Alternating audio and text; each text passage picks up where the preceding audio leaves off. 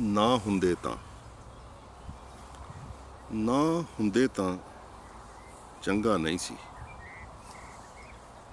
ਹੋਣਾ ਤਾਂ ਬਸ ਆਦਤ ਜੀਣ ਦੀ।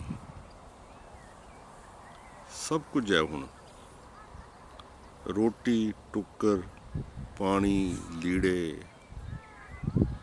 ਹਿਰਖ ਵਡੇਪਾ, ਯਾਦਾਂ ਸੁਪਨੇ, ਸਹਿਰਜ਼ਦਾ ਸ਼ਾਮਾਂ ਤੇ ਹੁਸਨ ਜਵਾਨੀ।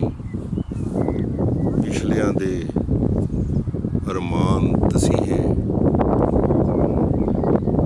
ਚੇਤਰ ਦੇ ਰੰਗ, ਫੁੱਲਾਂ ਦੇ ਸੰਗ ਟੁਰਦੇ, ਮਹਿਕ ਉਡਾਉਂਦੇ, ਆਸ਼ਿਕ ਤੇ ਮਾਸ਼ੂਕ ਗਰਾਂ ਦੇ, ਬੁੱਲੀਆਂ ਦੇ ਨਾਲ ਬੁੱਲੀਆਂ, ਕਦਮਾਂ ਦੇ ਨਾਲ ਕਦਮ ਮਿਲਾਉਂਦੇ।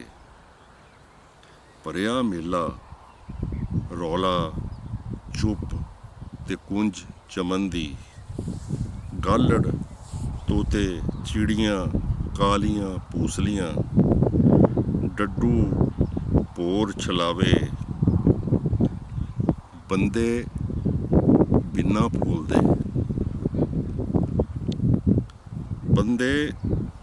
ਫੋਲਦੇ,